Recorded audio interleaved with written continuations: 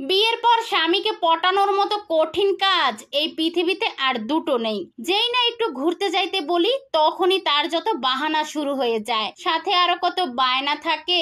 সবকিছু মিটিয়ে যখন বুঝিয়ে শুনিয়ে বের হই, আমার কাছে মনে হয় আমি যেন যুদ্ধ জয় করে ফেলেছি। আসসালামু আলাইকুম, সবাই কেমন আছেন? আলহামদুলিল্লাহ ভালো আছি, সুস্থ আছি। অনেকদিন পরে আপনাদের ভাইয়া আজকে একটু বাসায় অফ ডে কাটাচ্ছে, তো বললাম বিকালবেলা আমাকে নিয়ে একটু ঘুরতে যান, আমার অনেকদিন ধরে ঘুরতে যাইতে ইচ্ছা করতেছে। ও মা, বেটা দেখি একদম রেগে মেগে ফায়ার, আমাকে নিয়ে একটুও ঘুরতে যাইতে পারবে না। তারপরে আমিও রেগে গেছি, একটা পর্যায়ে সে রাজি হয়েছে আমাকে নিয়ে ঘুরতে যাবে, তবে তার পছন্দের রান্না করতে হবে। কোনো ব্যাপার না, এতটুকু তো করতেই পারি। তাই তো রান্নাঘরে চলে এসেছি, তার পছন্দের খিচুড়ি রান্না করতেছি। খিচুড়িটা আপনাদের ভাইয়া অনেক বেশি পছন্দ করে, তো এই তো খিচুড়ির জন্য মশলাটাকে কষিয়ে নিয়েছি।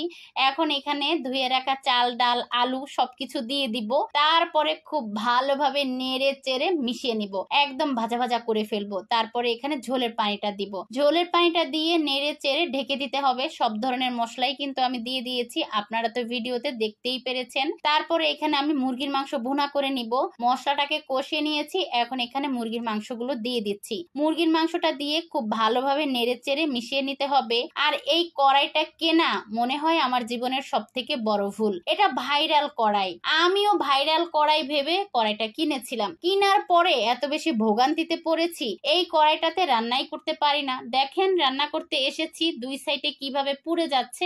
চুলার জালটা বাড়াতেও পারছি না, কমাতেও পারছি না। যদি কমিয়ে দেই তাহলে তরকারিটা নড়তেই চায় না, আবার বাড়িয়ে দিলে এইভাবে পুড়ে যায়। কি একটা বিপদে আছি ভাই। এই কড়াইটা কিনা যে আমার পক্ষে কি পরিমাণ ভুল হয়েছে। তো আমার মতো এরকম ভুল কে কে করেছেন? আমি জানি অনেক আপুরাই এই কড়াইটা কিনেছেন, সবারই এই ধরনের ভোগান্তিতে পড়তে হচ্ছে। যাই হোক, অনেক কষ্টে তরকারিটা রান্না করেছি, কিন্তু দেখেন চারো সাইডে পুরো একদম একাকার হয়ে গেছে। তো এই দিক দিয়ে খিচুড়িটাও হয়ে গেছে, খিচুড়িটা দেখেন কতটা ঝরঝরে হয়েছে। এখন মুরগির মাংসটা বাটিতে বেড়ে নিচ্ছিলাম, তারপরে জামাইয়ের জন্য সুন্দর করে প্লেটটা সাজিয়ে নিয়েছি। আজকে একটু ঘুরতে যাব, তাই বলে তাকে কত পাম্পটি দিতে হচ্ছে। এই তো তার জন্য প্লেট সাজিয়ে তাকে খাইয়ে দাইয়ে তারপরে নিজে রেডি হচ্ছি। এই তো আলমারি থেকে একটা সাদা শাড়ি বের করেছি, আর হচ্ছে পাঞ্জাবি বের করেছি। দুইজনে রেডি হয়ে বেরিয়েছি, কোথায় যাব জানি না। তারপরে রেল লাইনে এসে চিন্তা ভাবনা করলাম যে দিয়াবাড়ি যাব। দিয়াবাড়ি আসতে আসতে সন্ধ্যা হয়ে গেছে। এই ব্যাটারে রাজি করতে করতেই সন্ধ্যা হয়ে যায় ভাই। আমি যেখানেই বের হই এই ব্যাটারি নিয়ে আমার একটুও শান্তি নাই। তো তারপরে অনেক বেশি মন খারাপ হচ্ছিল, কেননা সন্ধ্যা হয়ে গেছে, এদিকে বৃষ্টি আসতেছে, আমি একটা ছবিও তুলতে পারিনি। কি করব, এখন কি বাসায় চলে যাব? তারপরে আপনাদের ভাইয়া বলল থাক, বাসায় যেতে হবে না, চলো তোমাকে নিয়ে রেস্টুরেন্টে যাই। তো তারপরে এইখানে চলে এসেছি, আর এইটা এত সুন্দর দেখতে, আমি এই প্রথম এসেছি। আর বৃষ্টিও শুরু হয়ে গেছে, আমরা একদম উপরে চলে এসেছিলাম। এইখানে এসে এখন খাবার অর্ডার দেওয়ার পালা। আর খাবারটা অর্ডার দিব, এখন খাবারের দামগুলো দেখে আমার তো মাথায় ঘুরছিল। আপনাদের ভাইয়াকে বলছিলাম যে না, কিছু অর্ডার দেওয়ার দরকার নেই, এমনিতেই খিচুড়ি মিচুড়ি খেয়ে এসেছি পেট ভরা, তার মধ্যে বেশি কিছু খাবো না, যদি নাস্তার কিছু অর্ডার দেওয়া হয় তাহলে খাবো। তো আপনাদের ভাইয়া হালকা পাতলা কিছু অর্ডার দিছিল, কিন্তু বানাইতে অনেক বেশি সময় লাগতেছে। তারা অর্ডার দেওয়ার পরে বানানো শুরু করে। তো এইখানে আমরা কিছু ভাজা পোড়া অর্ডার করছিলাম, আর হচ্ছে চা। আমার অনেক বেশি মাথা যন্ত্রণা করছিল, সেজন্য বলেছিলাম যাতে আগে চাটাই দেওয়া হয়, চা খাবো, আগে ফ্রেশ হবো তারপরে। তো তারপরে এখানে সুন্দর সুন্দর কিছু ভিডিও নিলাম, ছবি তুললাম, আমার কাছে তো অনেক বেশি ভালো লেগেছে।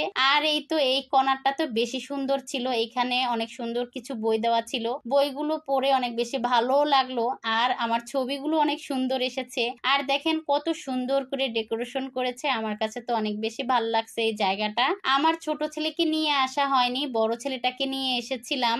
ইনশাল্লাহ পরবর্তীতে ছোট ছেলেটাকে নিয়ে এইখানে আসবো, আর অনেক কিছু অর্ডার দিব, মন ভরে খাবো। আজকে যেহেতু ছোট ছেলেটাকে আনিনি, সেই জন্য কিছু খেতেও ইচ্ছে করছিল না, মা বলে কথা, মায়ের মন বারবারই ছেলেটার কথা মনে করছিলাম। তো যাই হোক, এখান থেকে আমরা বেরিয়ে পড়ি।